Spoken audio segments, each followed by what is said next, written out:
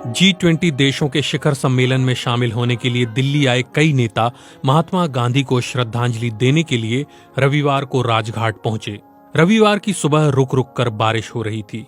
इसके बाद भी संयुक्त राष्ट्र के महासचिव एंटोनियो गुटेरेस, बांग्लादेश की प्रधानमंत्री शेख हसीना और कई अन्य नेता राजघाट पर नजर आए। इन नेताओं में अमेरिकी राष्ट्रपति जो बाइडन, ब्रितानी पीएम ऋषि सुनक और ऑस्ट्रेलिया के प्रधानमंत्री एंथनी अल्बनीज और तुर्की के राष्ट्रपति रेचेप तैयब एर्दोआन भी शामिल थे। इनके साथ साथ तमाम दूसरे देशों के नेता भी दिल्ली पहुंचे। हालांकि इन नेताओं में सऊदी अरब के क्राउन प्रिंस मोहम्मद बिन सलमान शामिल नहीं थे, जबकि वो सम्मेलन में हिस्सा लेने के लिए शनिवार को ही दिल्ली पहुंच चुके थे। ऐसे में कई लोग ये जानना चाहते हैं कि सऊदी प्रिंस के राजघाट पर ना होने की क्या कोई खास वजह थी। जानकारों का कहना है कि राजघाट पर प्रिंस मोहम्मद के ना होने का कारण महात्मा गांधी के प्रति किसी भी तरह का अनादर नहीं, बल्कि उनकी सल्फी विचारधारा हो सकती है।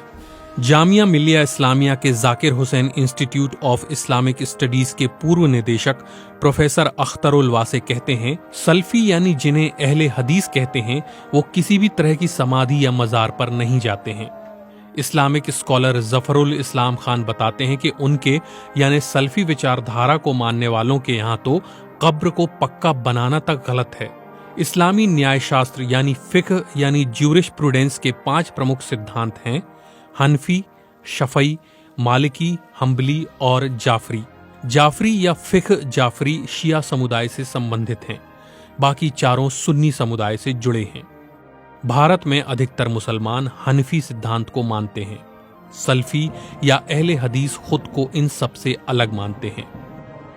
उनका मानना है कि ये सभी विचारधाराएं इस्लाम के आखिरी पैगंबर मोहम्मद की मौत के सदियों बाद वजूद में आई हैं और ये इस्लाम को लेकर अलग अलग इमामों की व्याख्याएं हैं।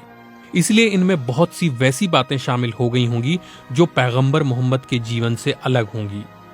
अहले हदीस सिर्फ इस्लाम के पवित्र ग्रंथ कुरान और हदीस के अनुसार इस्लाम को मानते हैं। हदीस से आशय पैगंबर मोहम्मद की कही गई बातें और अलग अलग समय में रसूल ने जिन कामों को अंजाम दिया उन पर आधारित संग्रह हैं। जफरुल इस्लाम कहते हैं कि 19वीं सदी में जब भारत में वहाबियत यानी अहले हदीस या सल्फी विचारधारा का प्रसार होने लगा तो ब्रितानियों ने उसे गैर मुकल्लिद भी बुलाया, यानी वो जो किसी का अनुसरण नहीं करते हैं।